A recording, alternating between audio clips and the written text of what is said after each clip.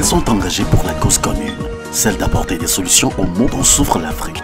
Politologues, sociologues, acteurs de la société civile, acteurs politiques de tous bords, journalistes et analystes politiques donnent rendez-vous chaque mercredi et samedi à 11h Central Time ou 12h East Time pour décrypter l'actualité africaine.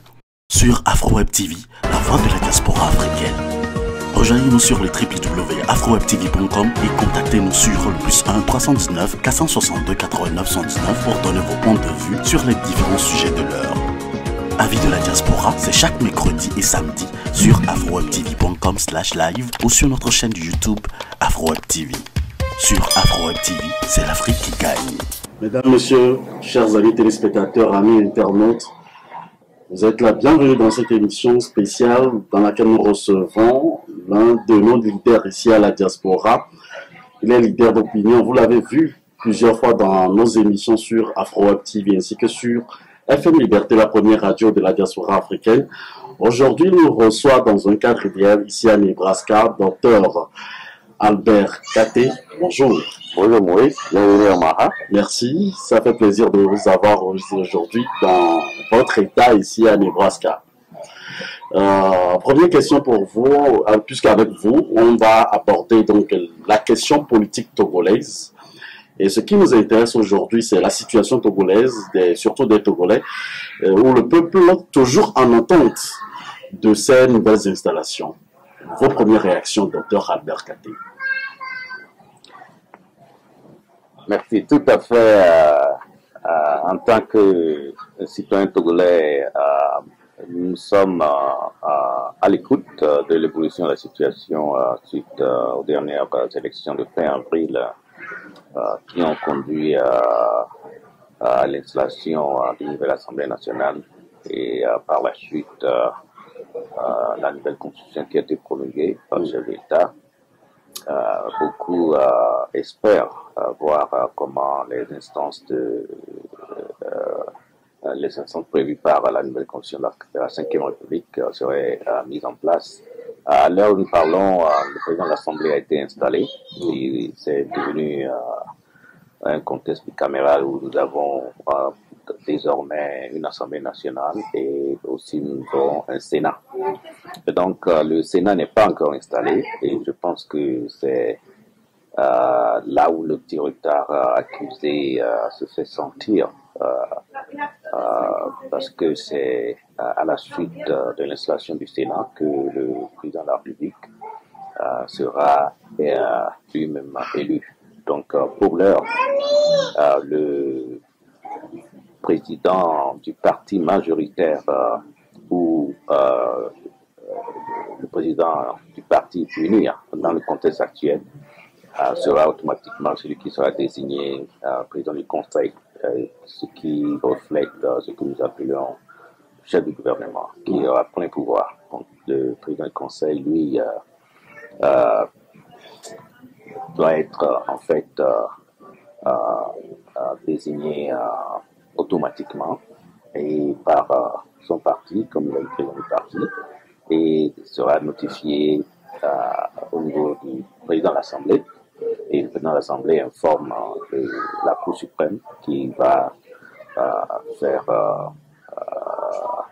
sa procédure pour installer, faire prêter le serment à la Cour constitutionnelle, pour faire prêter le serment par le président du Conseil. Et puis voilà, le gouvernement par la suite voir le jour. Donc nous attendons l'installation du Sénat pour pouvoir aller à cette dernière partie, parce qu'il faut les deux chambres pour élire le président de la République.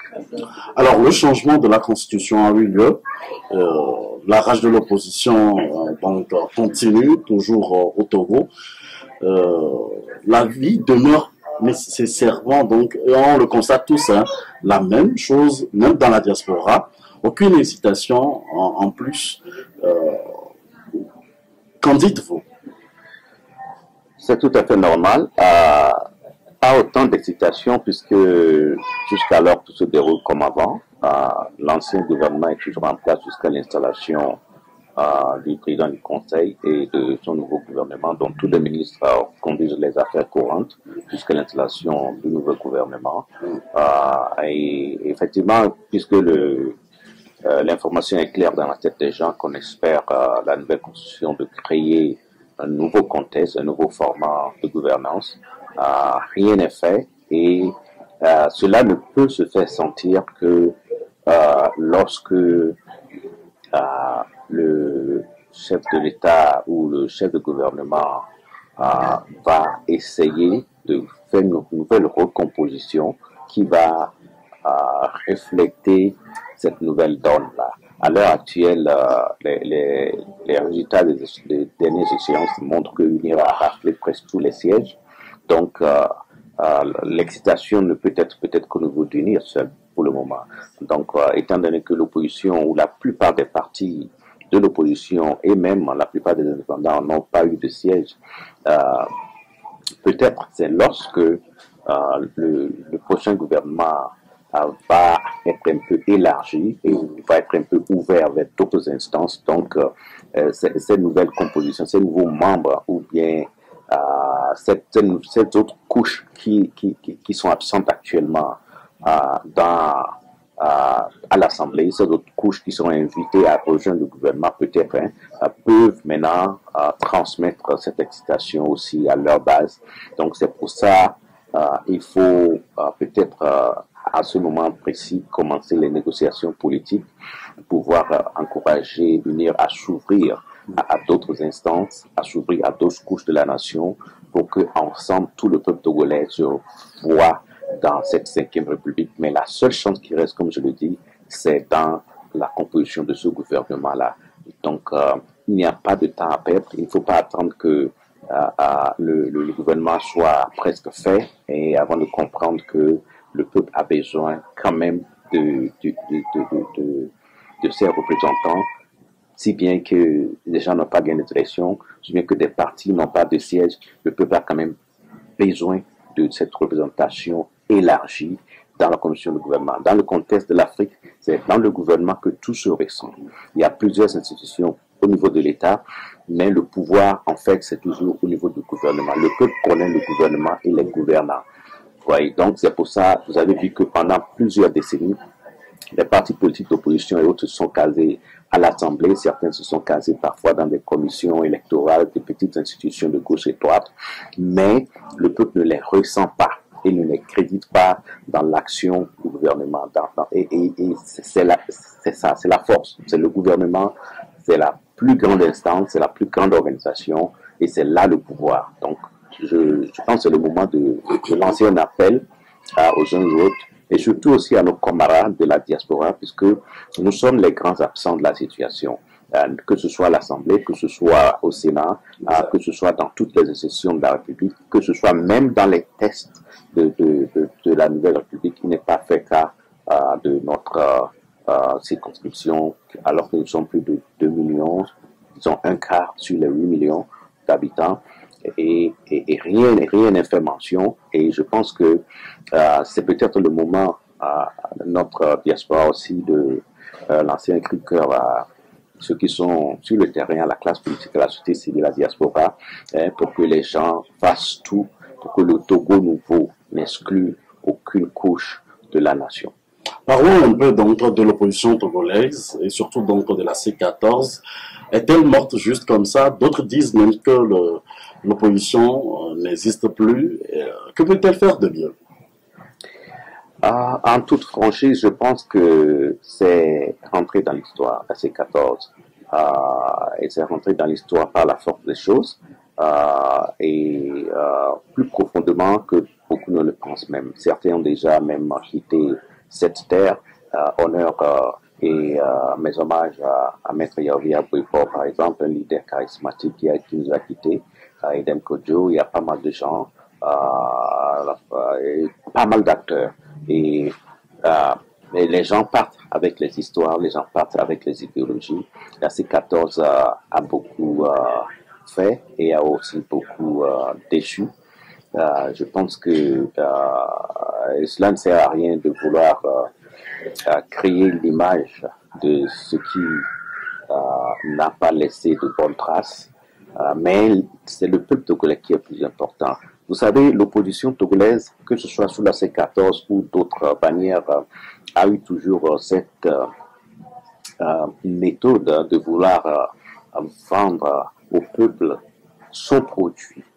Son produit. Donc c'est comme un commerçant qui veut vendre ce qui lui plaît à lui, à ses clients.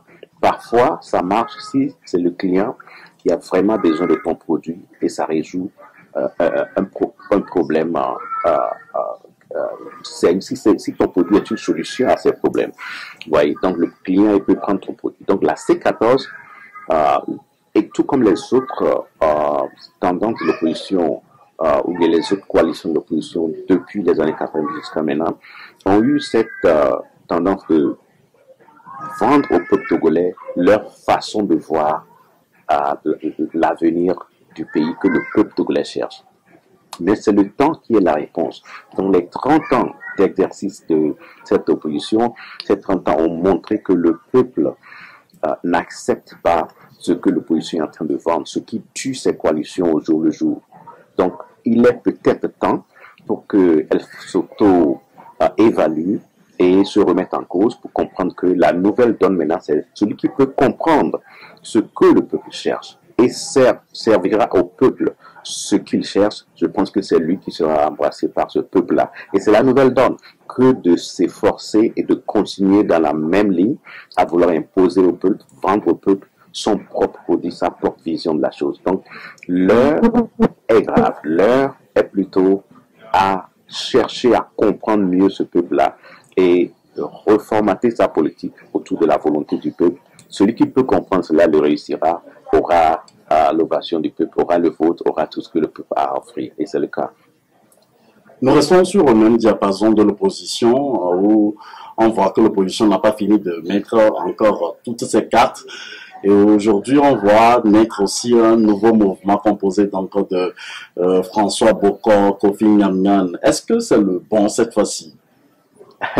Non, mais ça me ressemble un peu à un tandem dans les années 2010 avec le groupe Kofi Nyam, Agbomi Kodjo et François Bokor dans le temps qui ont fait émerger M. Jean-Pierre Fabre, qui n'est pas aussi loin de M. Olympio d'aujourd'hui, sur le plan familial ou quoi que ce soit. Et c'est à peu près la même chose.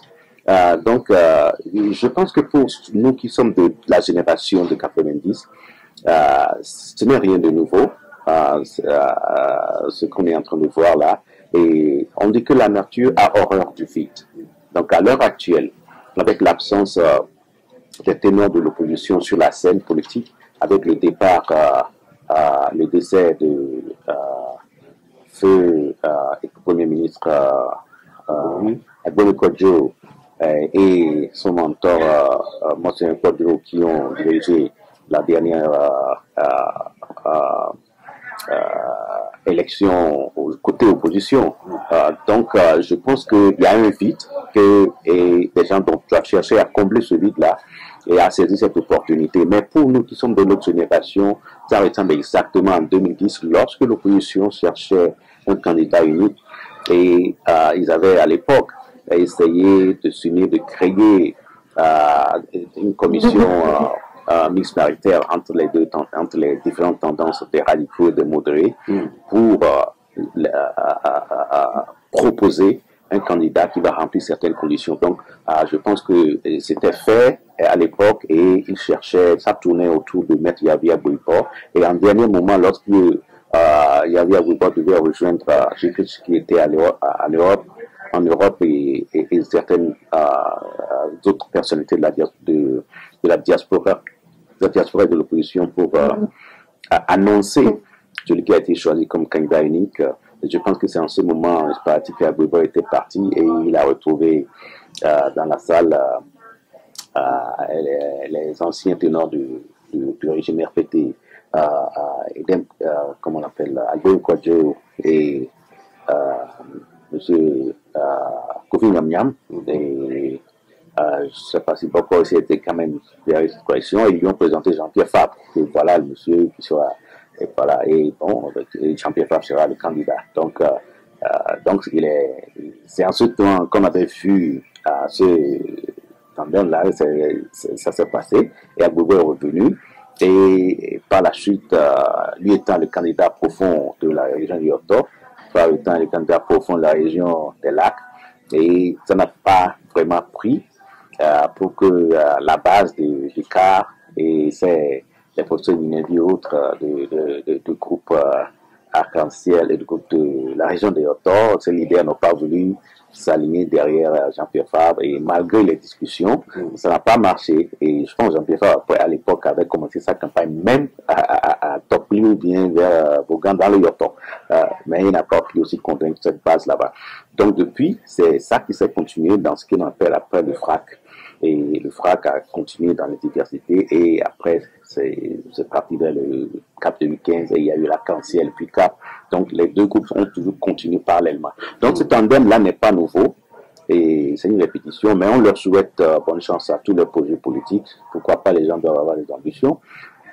Mais il faut dire que s'il y a une chose qu'il faut, j'aurais personnellement, quant à moi-même, souhaité voir plutôt M. Bokor et Kofi Nyam dans un contexte de réconciliation des Togolais. Et pourquoi je dis ça? Parce que étant militaire, et l'autre, M. Bokor étant militaire et étant une autorité importante de la période de 2005 qui connaît les soubresauts politiques et les difficultés politiques sur le plan de l'instauration de la démocratie, il a beaucoup à savoir sur le fond des problèmes. Il a beaucoup à savoir et à dire sur comment surmonter les difficultés qui causent les carences politiques et démocratiques que nous avons. Ce que je dis par là, c'est que le fond du problème que beaucoup ont identifié, et le point sur lequel beaucoup sont d'accord, je parle que ce soit les militaires togolais, que ce soit les politiciens togolais, que ce soit les gens de la société civile, les confessions religieuses, une chose sur laquelle tout le monde est d'accord, qui est le fond du problème, ce sont les divergences politiques et les divergences ethniques qui ont ancré notre vie. Et c'est pour cela, juste après l'accord de Ouaga en 2006, il était important de mettre en application les réformes politiques de l'APG qui composaient dans son chapitre 6 les réformes de l'armée aussi. Et à la suite, on a demandé l'installation de la commission Vérité et Justice pour pouvoir aller à la justice traditionnelle. Ce que tous ces gens-là savent pourquoi on l'a fait. Vous avez écouté les militaires qui ont fait des positions depuis Dapan jusqu'à Lomé, mais tout a été mis en aparté parce que la classe politique n'a pas accompagné la société civile, n'a pas accompagné Monseigneur Barriga le clergé pour continuer cette mission. Alors, tout le monde sait que ce point-là, c'est ça qui est le fond de tout le problème. Et j'aurais souhaité plutôt ces gens-là aider les Togolais à résoudre le fond du problème que de commencer un bis repetitas de ce que nous avons vu en 2010 en créant encore notre tandem pour reprendre les mêmes slogans, les mêmes idéologies d'adversité, de problèmes superflus, je dirais, de constitution, de ceci, de cela. Donc, alors, en tout cas, moi, c'est mon point. Moi, je pense que c'est le moment que nous allons aller à trouver toutes les ressources nécessaires pour réussir là où on n'a jamais réussi, pour faire le projet que personne n'a jamais réussi à faire, qui est le projet de réconciliation qui est resté carrément en abandon. Donc c'est le moment de le faire. C'est le moment de le faire, vous l'avez dit. Il ira pris véritablement aussi la présidence nationale de l'Assemblée nationale, je voudrais dire. Le président du parti sera donc le Premier ministre des conseils aussi. Rien n'a encore changé jusque-là. On ne sait celui qui sera véritablement le président de la République. Et dans les ménages, aucun changement jusqu'à présent. Et le chef de l'État, doit-il être inquiet en ce moment ou bien nous devons attendre à ce que ces titres changent? Non, je pense que le chef de l'État est toujours inquiet. Le chef de l'État a toujours été inquiet de l'avenir de la nation. Et pour ceux qui ont la chance de, de le connaître personnellement son, euh, dans son travail et dans certaines situations, ils peuvent témoigner que malgré cette difficulté politique, malgré aussi ses faiblesses, il a toujours été inquiet. Et c'est pour cela nous ne pouvons pas ignorer toutes les tentatives de discussions politiques auxquelles il a adhéré. Nous ne pouvons pas aussi oublier, vous venez de parler de M. Bokor, il n'y a pas plus d'un an, 2 ans, ils étaient sur les médias. Malgré que le contexte était qu'il M. Bokor était à l'exil, on a appris qu'il y a eu une discussion et il semblerait que le chef de l'État était ouvert à tendre la main et que M. Bokor rentrait au pays et il était question de ce passeport.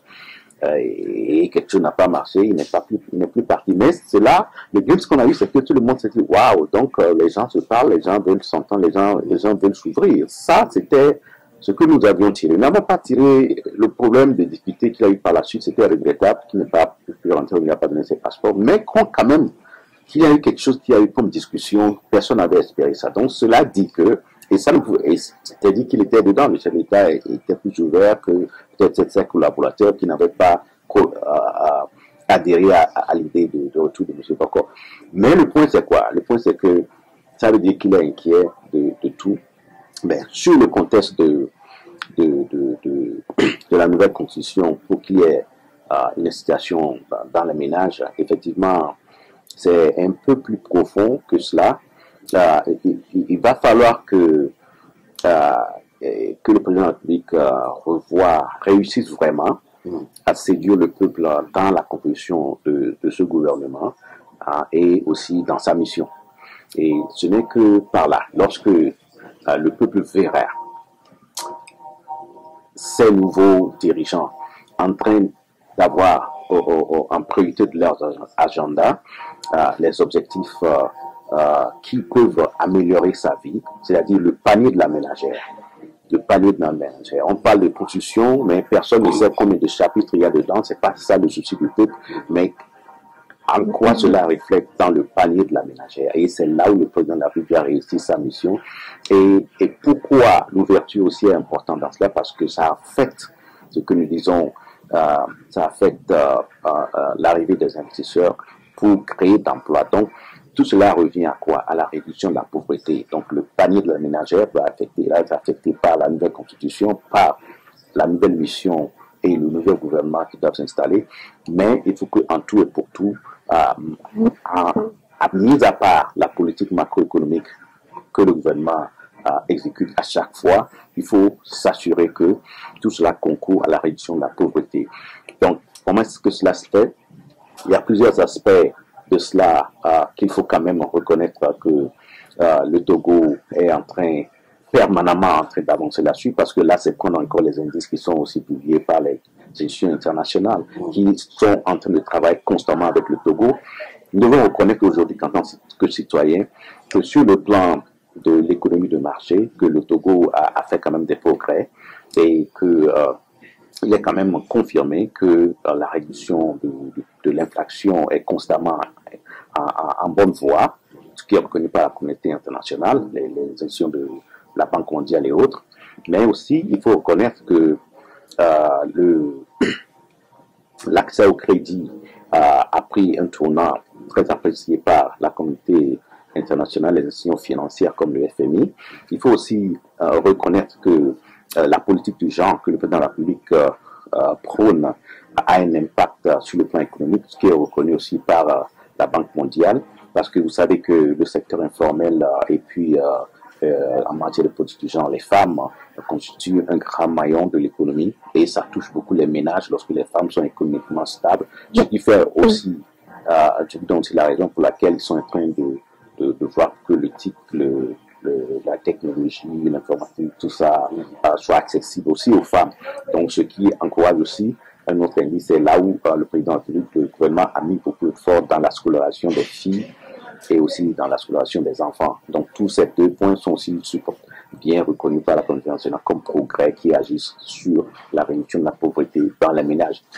Mais on va aussi ajouter à cela, on ne peut pas parler de l'économie sans parler de l'emploi. Donc le côté de création d'emplois, avec les projets qui sont sur place par rapport au passé, il est reconnu par les institutions internationales qu'il y a des efforts qui sont faits, mais ce n'est pas des indices très encourageants. Et comme moi, je l'ai toujours souligné, que cet aspect d'emploi est trop lié à la stabilité démocratique et politique du pays. Donc mis à part ces avancements sur le plan d'économie du marché, sur le plan économique, il y a aussi des efforts qui ont été reconnus, comme le côté de la qualité des régulations qui sont en place concernant le commerce international et aussi concernant les échanges commerciaux entre les pays. Donc, sur ce plan, beaucoup d'aspects sont officiellement reconnus, mais nous avons aussi à nous rappeler que le côté gouvernance, les efforts qui sont sur ce plan, on peut dire que la lutte contre la corruption s'améliore et c'est bien reconnu, mais aussi le respect des droits civiques, l'accès à l'information, la liberté d'expression. Et vous savez très bien qu'il y a beaucoup d'efforts par rapport il y a 10 ans, 20 ans, dans d'autres décennies, la presse libre, malgré qu'il y a toujours beaucoup d'efforts à faire en matière de presse, mais quand même la liberté d'expression et l'accès à l'information sont bien reconnus. Donc dans les droits civiques, il y a au niveau des citoyens tout ce que peut faire pour que le citoyen se voit ses droits respectés, et aussi ça donne le droit, parfois l'égalité et l'équité. Donc nous pouvons dire que le Togo ne démérite pas, et c'est pour cela la lutte contre la pauvreté doit demeurer un objectif très cohérent dans l'action du gouvernement et de pouvoir avoir un impact dans les ménages. Bien avant donc de terminer cet entretien, cette interview exclusive avec vous, Dr Kate, comment faites-vous pour savoir toutes ces informations et les citations donc du peuple et tout ce que vous nous dites dans cette émission, si vous ne faites pas partie de UNIR, qui est le parti qui gouverne le Togo?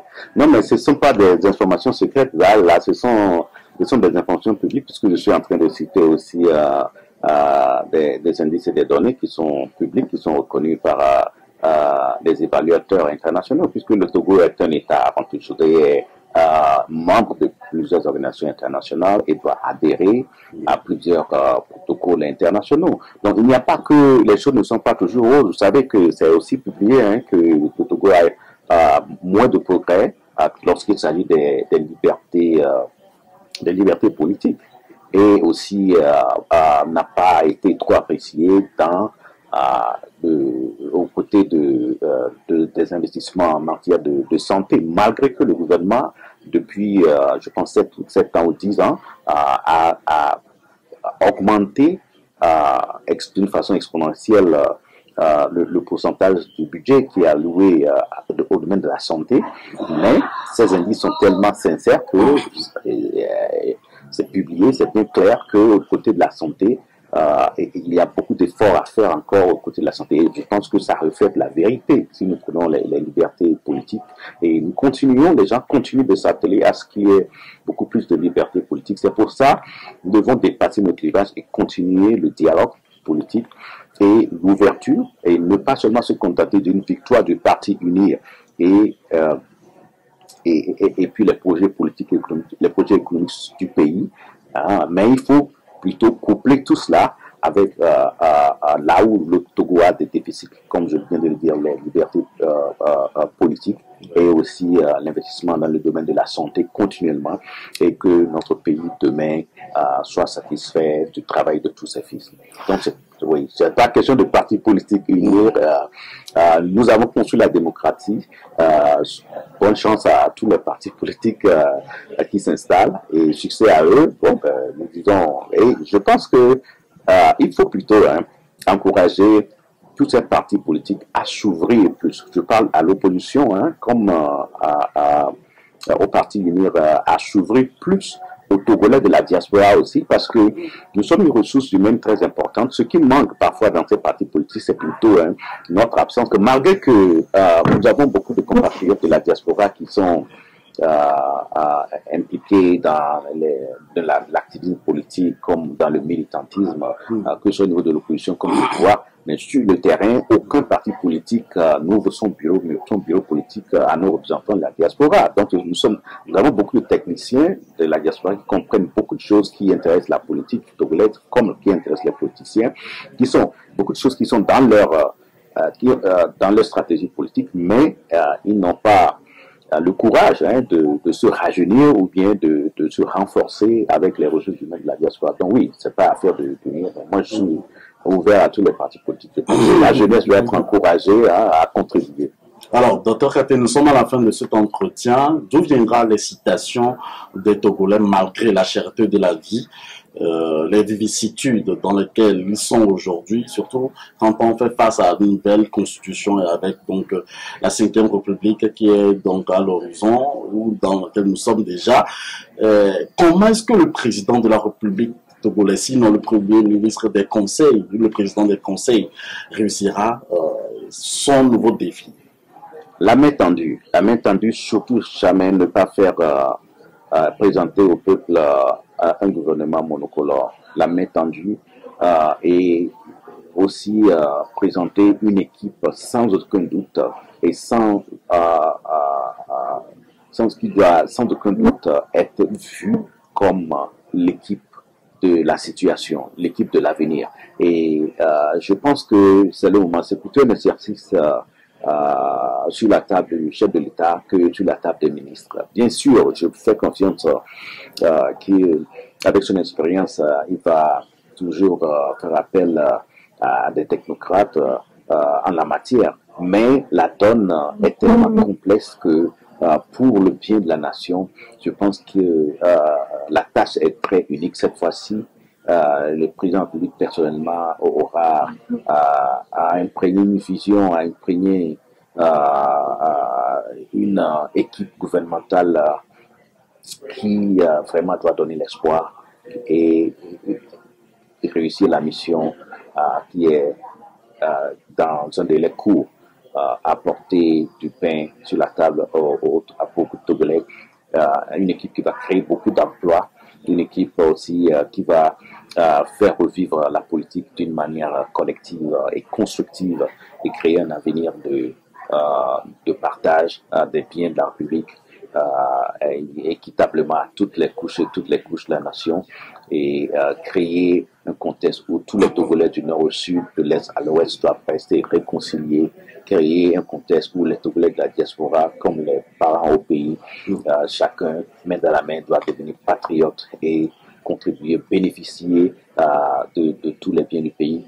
L'un des points que j'ai toujours aussi, je ne l'ai pas souligné, c'est dans les carences qui ont été soulignées dans les indices qui reflètent la situation du Togo, c'est le côté fiscalité. Le Togo n'a pas eu de très bons points côté fiscalité dans sa politique fiscale. Donc, et vous savez, nous, les Togolais de l'extérieur, c'est dans le commerce international que nous sommes beaucoup plus inconnus. Et nous avions dénoncé dans le passé certains croix au niveau de la douane, au niveau des fiscalités. Nous avons eu des doléances.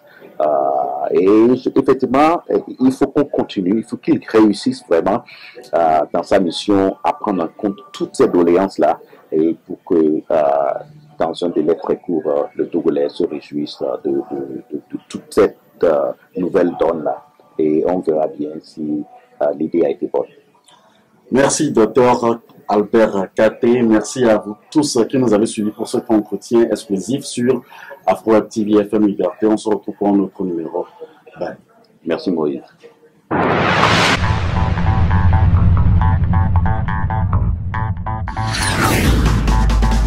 Join us us on www.afrowebtv.com. Join us on www.afrowebtv.com. Join us on www.afrowebtv.com.